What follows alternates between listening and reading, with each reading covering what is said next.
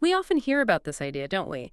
Emptying your mind or becoming nothing. Yeah, it pops up all over. Meditation apps, wellness blogs, ancient philosophies. Exactly. And you hear it and you think, oh, okay, sounds relaxing maybe. But for you, listening right now, does that phrase actually mean something significant for your brain? Is there something, well, tangible happening beyond just feeling a bit calm? Oh, absolutely. And the answer really is a strong yes.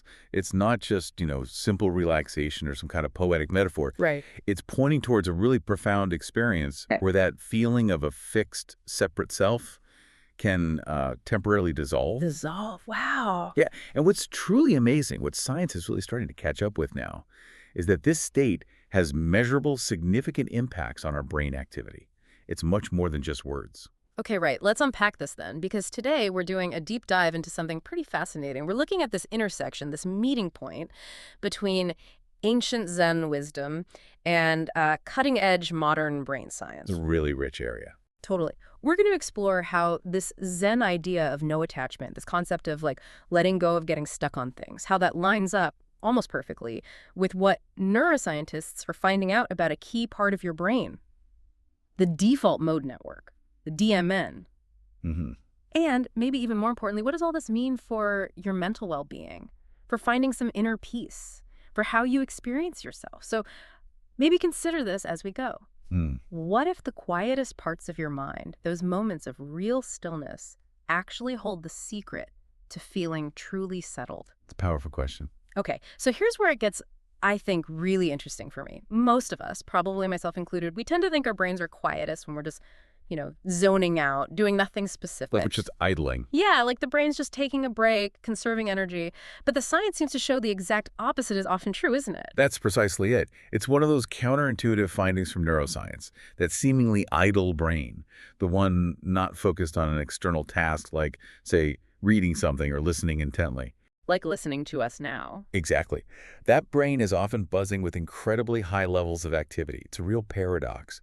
You think you're doing nothing, but internally, your brain is incredibly busy, sometimes exhaustingly so. So what is that busyness? What's going on in there? Well, that intense internal activity, that often unconscious busyness, is largely thanks to what scientists call the default mode network, or DMN. The DMN, okay. And it's not just one spot in the brain, it's a whole network of different areas working together. Yeah. And they consistently fire up, become highly active, precisely when you're not focused on a specific external goal. So daydreaming, staring out the window. Exactly. Daydreaming in a meeting, maybe scrolling mindlessly on your phone, looking out the train window, even just, letting your thoughts wander when you're trying to sleep. Yeah. That's often the DMN kicking into high gear. It's not about solving a math problem right then, or figuring out how to navigate traffic. Its focus is almost entirely internal. Thoughts about yourself, your past, your future, how you fit into the world. It's like your brain's own internal movie projector, constantly running. An internal movie projector. I like that. So if it's not focused outwards, what exactly is the DMN doing? What kind of internal dialogue, what kind of movie is it playing? Because it sounds like it creates a lot of noise, not quiet. That's a great question, because that internal narrator, as you put it, can be relentless. The DMN is essentially our brain's storyteller-in-chief, always running in the background, shaping how we see ourselves and our world. Our personal storyteller. Exactly. And its main jobs are deeply self-related. It often involves a lot of mental time travel. For instance, it's responsible for that constant, often subconscious chatter about me. Ah, the me show. Totally. My identity, my feelings, what I want, how others see me, what I should have said 5 years ago, what I'm worried about for next week. It's like a little committee in your head, constantly discussing you. Okay, I recognize that committee. Right. And beyond just that self-focus, the DMN is heavily involved in what psychologists call ruminative thinking. Rumination, like chewing something over and over. Precisely. That looping, repetitive cycle of thoughts. Often about past events, or worries about things you feel you can't control. You know that feeling. You're trying to relax, maybe taking a shower, and bam! Your mind drags you back to some awkward thing you said last week. Oh, yeah. Replaying every single word. Cringing. Exactly. Imagining different outcomes, even though it's long gone. Or dwelling on a mistake, running through it again and again, feeling that same pang of regret or embarrassment. That's the DMN, hard at work, meticulously reviewing the archives. The regret archives. Got it. And it's usually not productive reflection, right? It's often just getting stuck in that mental loop. It feels sticky. Yeah, definitely sticky and exhausting. And it's not just digging up the past, is it? It seems like it does a lot of future tripping, too. Oh, absolutely. It doesn't stop with the past. The DMN is also tirelessly working on simulations of the future. Simulations, like running what-if scenarios. Exactly that. Constantly planning, predicting, worrying about what might happen next week, next year, even decades from now. You might find yourself mentally rehearsing a tough conversation you need to have, Done that many times. or anticipating every possible problem in a project you haven't even started yet. Or maybe it's Sunday night and you're meticulously planning every minute of Monday morning, complete with backup plans for traffic jams or spilled coffee, The brain's resident worrier and planner. all rolled into one. It's constantly writing these scripts for potential futures. So this raises a really important question for you listening.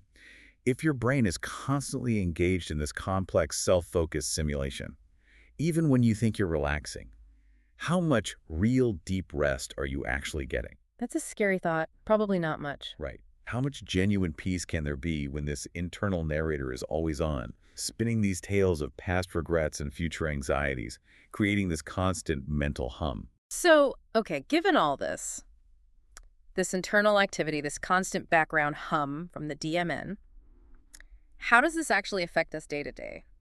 Does all this mental noise translate directly into how we feel? Our stress levels, our anxiety? Because it sure feels like my brain can be its own worst enemy sometimes when it comes to worrying. It is very much linked. The connection is profound, actually. Yeah. The research strongly suggests that the more active and, perhaps crucially, the more unchecked the default mode network is. Unchecked, like just running wild. Exactly. Running without awareness or intention. The more that happens, the more prone people tend to be to feelings of worry, discontent, anxiety, feeling overwhelmed by their own thoughts. Yeah, I can see that. Imagine trying to relax, but there's someone constantly whispering in your ear, More like. reviewing your life's mistakes, bringing up old embarrassing memories, predicting potential future disasters, subtly reminding you of all your perceived flaws. Ah, that Yeah. sounds awful. Well, that's kind of what an overactive, unchecked DMN can feel like. Mhm. It creates this intrusive, persistent internal noise, and that noise makes it incredibly difficult to find inner peace, to just be present in the moment. It's really the opposite of feeling settled. Okay. And this brings us back to that core paradox science highlights. Your brain is often most noisy internally when it seems to be doing nothing externally. So it's not taking a break at all. Not really. It's like the DMN is driving its internal car, sometimes just driving in circles, often leading us further away from any sense of calm or presence. And this constant internal churning uses up a huge amount of mental energy. Energy that could be used elsewhere. Exactly. Energy that could go towards creativity or deeper connection with others, or simply enjoying the present moment. When the DMN is constantly firing on all cylinders, it's like having, 50 browser tabs open in your mind. Yeah, all demanding attention. Right. Even when you're trying to focus on just one thing, or ideally, nothing at all for a moment. This mental fragmentation, this constant pull in different directions, is a huge contributor to that pervasive sense of unease and anxiety so many of us feel. Okay, that paints a clear, if slightly unsettling picture. But you mentioned ancient wisdom. Right. And what's truly fascinating here, absolutely fascinating, is how ancient Zen practices seem to offer this parallel understanding. And not just an understanding, but a practical, time-tested solution to this noisy brain problem that science is only now really starting to map out and validate. So Zen knew about the DMN. Not literally, obviously, but... Not in those terms, no. Yeah. But they observed its effects. And central to Zen, particularly in disciplines that require intense focus and presence, like, say, traditional swordsmanship or calligraphy, is this concept often translated into English as no attachment. No attachment. Okay, my immediate thought when I hear that, or maybe no mind, is like, your brain just goes totally blank. You stop thinking. Is that what it means? Because honestly, that sounds, well, kind of impossible and maybe a bit scary. That is such a common interpretation, and it's really crucial we clear that up right away, because it's definitely not about achieving some kind of literal mind blankness. Okay, good. This idea, this principle of no attachment, isn't about having no mind as in being unconscious or stopping all thoughts cold. That's not the goal, and likely not even possible while conscious. So what is it then? It translates more accurately to being free from fixation, free from clinging. It's about letting go of getting stuck on thoughts, emotions, sensations, even concepts. Letting go of stickiness. Exactly. Yeah. Letting thoughts pass through your awareness without judgment, without entanglement. It's about not getting caught up in the content of your thoughts, not letting them define your whole experience or constantly pull you away from right here, right now. It's the freedom that comes when you realize that your thoughts, they aren't always you. You don't have to grab onto every single one or react to every single one. It's like cultivating a sense of spaciousness around your thinking instead of being completely consumed by it. That feels very different from no mind. Uh-huh. That actually sounds achievable, maybe. So if it's not about stopping thoughts, what does it feel like? What's the actual lived experience of no attachment when you manage to cultivate it? Because that sounds like a subtle shift, but a really profound one in how you relate to your own mind. It is subtle and yet utterly profound. It's an experience that you can feel quite vividly.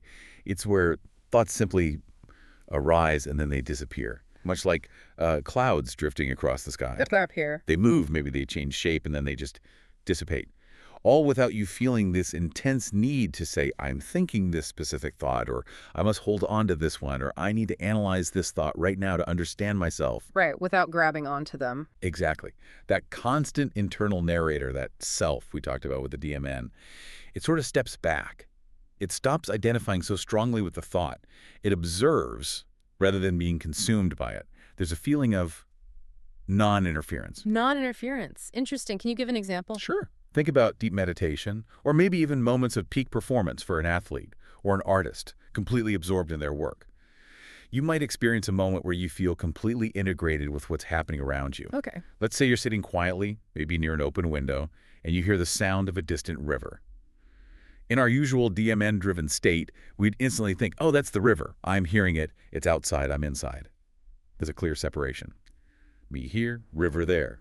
Subject, object. Yeah, standard process. But in a state of deeper presence, of no attachment, that conceptual boundary can dissolve. The sound just is. It's not something you are processing or labeling as river. It's just part of the texture of existence in that moment. It's intimately woven into your immediate experience without the I needing to step in and claim ownership or analyze it. So the self steps back. The rigid sense of self steps back. There's no strict boundary saying self ends here, sound begins there. The sound is just present, undeniably part of the moment, and that artificial wall between you and the experience becomes porous or even disappears momentarily. It's not about losing consciousness. It's about losing the grip of the self on the contents of consciousness, freeing it up to just be. That sounds incredibly liberating. A real release from that constant burden of who am I and what does this mean about me? So it's definitely not about negating yourself or trying to become a blank slate. It sounds more like expanding your awareness. Absolutely not self-negation. That's such a critical point.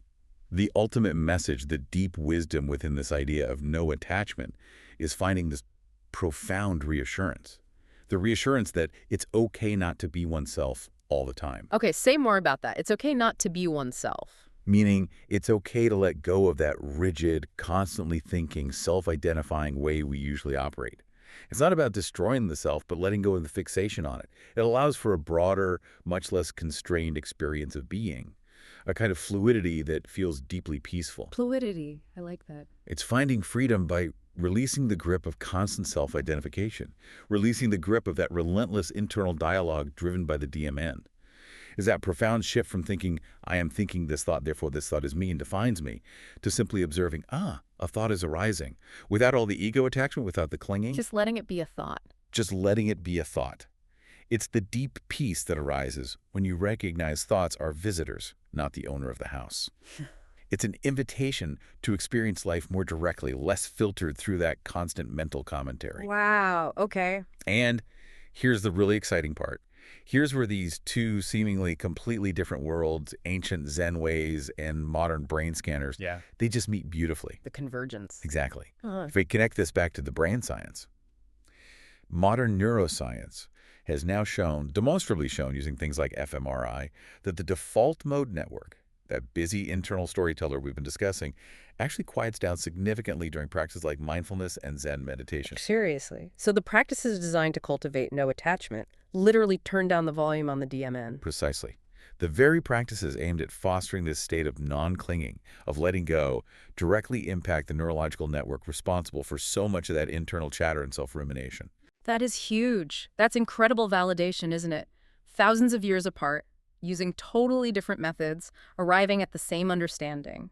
So when Zen talks about becoming nothing or experiencing emptiness, meaning letting go of that constant self-narrative, it's not just a metaphor. It actually corresponds to a real measurable shift in the brain's activity. It truly is. It's a tangible, observable change. That Zen concept, often translated as becoming nothing or maybe experiencing emptiness, it directly corresponds neurologically to quieting that automatic noise from the DMN. Quieting the automatic Yeah, noise. it's not about making your brain literally empty of all activity that would mean being brain dead.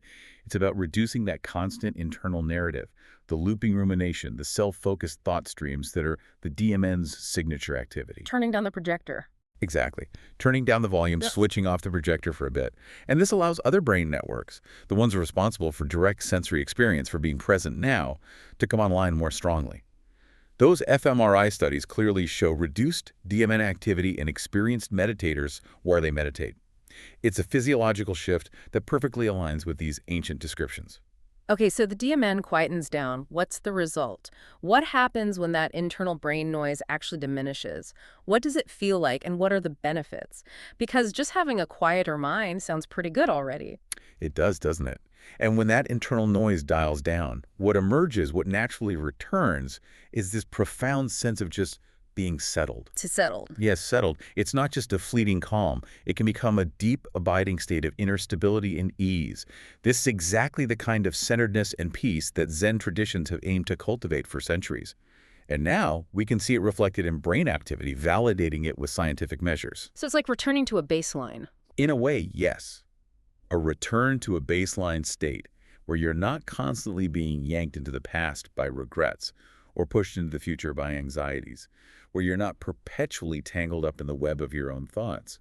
It's a fundamental shift away from that mental turbulence towards a state of inherent ease and presence. And this feeling, this state of being settled, it's not just purely mental, is it? I imagined it must ripple outwards, affecting our whole well-being, our emotional health, maybe even our physical health. Absolutely. The effects are definitely holistic. Yeah. This state fosters a deep sense of inner balance and also resilience.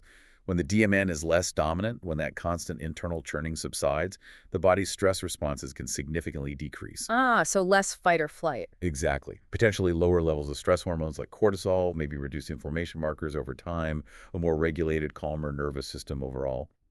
And mentally, it allows for greater clarity. Clearer thinking. Yes, better decision-making, because you're less clouded by anxiety or rumination. And a heightened sense of presence, really being in the moment. Instead of your mental energy being drained by internal chatter, those resources are freed up. So better focus. Better focus, better concentration on whatever you're actually doing. It also contributes to better emotional regulation, being able to respond to challenging situations with more wisdom and perspective, rather than just reacting automatically.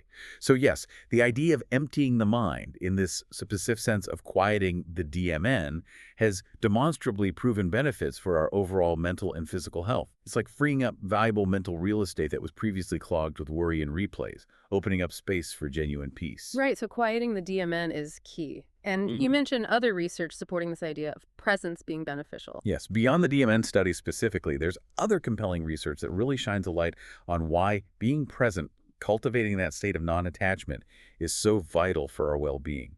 It's like science keeps finding different paths leading to the same conclusion. What kind of research? Well, one really striking example comes from Harvard University.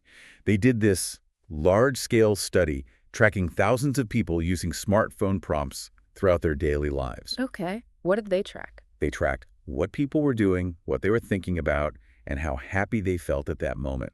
And they found a really startling correlation. Which was? The more participants' minds were wandering, thinking about something other than what they were currently doing. So DMN territory again, basically. Essentially, yes. Letting thoughts drift away from the present, often into past regrets or future worries. The more their minds wandered, the less happy they reported feeling. Wow. Not just a little less happy? No, it was a significant finding.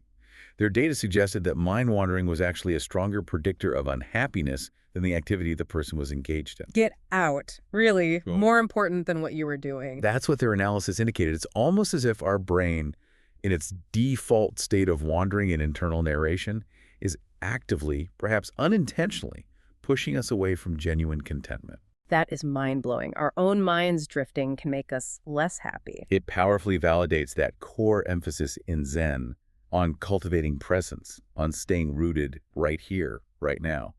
It suggests true well-being isn't found by chasing thoughts, but by settling into the present moment fully. Yeah, that really resonates because when I think about times I've been genuinely happy, enjoying a great meal, or being absorbed in nature, or deep in conversation, I'm completely there. I'm not off thinking about yesterday or tomorrow. It's the exact opposite of mind wandering. Precisely. And Zen has very specific, direct practices for cultivating this presence, doesn't it? You mentioned one. Yes, this focus on pure presence is beautifully encapsulated in a core practice from the Soto Zen tradition called Shinkantaza. Shikantaza. Okay. What does that mean? It literally translates to just sitting, just sitting. Just sitting. That Yeah. sounds simple. It's elegantly simple in its instruction, but profoundly challenging in practice because it cuts right to the core.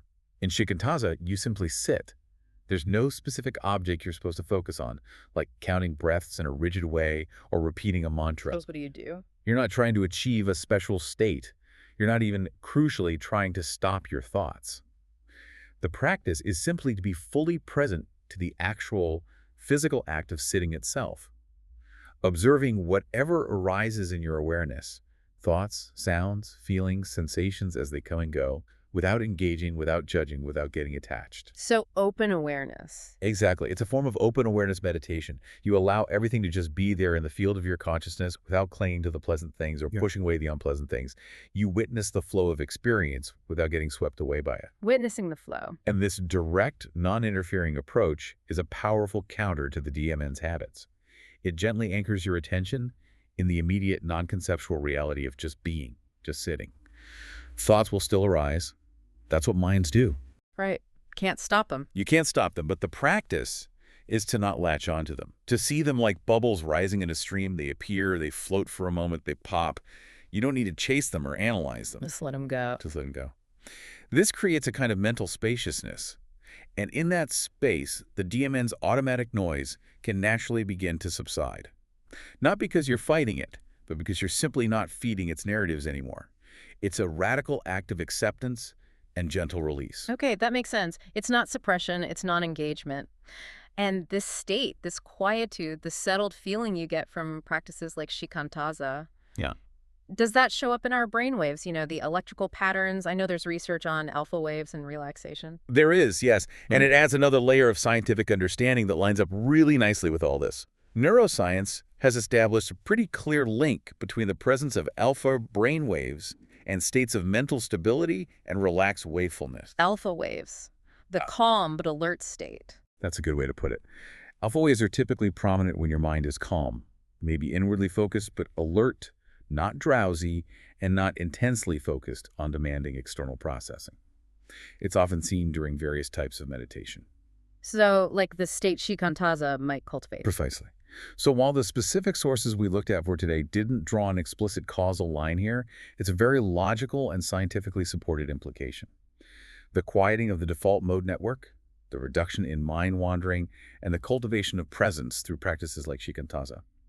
It's highly likely this correlates with an increase in those beneficial alpha brainwaves. Okay. This offers another measurable physiological dimension to how that feeling of being settled is achieved and sustained. It provides yet more scientific grounding for these ancient practices. It suggests that when we reduce that internal mental static, our brain literally shifts into a more stable, harmonious, and calm electrical rhythm. That's the brain finding its natural equilibrium once the constant chatter dials down. Wow. Okay, so bringing this all home then, to wrap it up, the Zen idea, no attachment. It's not about erasing yourself or becoming a zombie with no thoughts. Not at all. Instead, it's about finding this incredible freedom, this deep sense of reassurance by letting go. Letting go of the constant need to be that rigidly defined self, the one the DMN is always narrating and worrying about. Finding peace and fluidity by loosening the grip on our own thoughts, our own stories about ourselves. And modern science comes along and powerfully validates this whole picture. It shows that emptying the mind, which we now understand, means quieting that automatic DMN noise and reducing mind wandering, has real, tangible, proven benefits. for your mental health, your physical health. Absolutely. From lower stress and a calmer nervous system to clearer thinking and just feeling more settled. It's this remarkable convergence, isn't it? Thousands of years of introspective wisdom and cutting-edge neuroscience pointing towards the very same deep truth about achieving inner peace. It really is. Yeah. So ultimately, both paths, ancient Zen and modern science, they might use different language, different methods, but they end up affirming the same thing: the incredible value of living in this unattached present moment. Hmm. It's not just a nice philosophical idea, it seems to be a practical blueprint for a calmer, more settled, genuinely peaceful mind, and maybe a more expansive way of experiencing life itself. Well said. So a final thought then for you, the listener. If genuine being settled truly arises not from adding more things to your life, not from achieving more or planning more, but actually from quieting that automatic noise within, that DMN chatter, Hmm. what might happen if you carved out just a few minutes each day, maybe even just 5 minutes, to simply just sit, to try shikantaza, allowing whatever thoughts arise to just come and go, like those clouds drifting by, or like hearing that distant river sound becoming part of your immediate experience without commentary?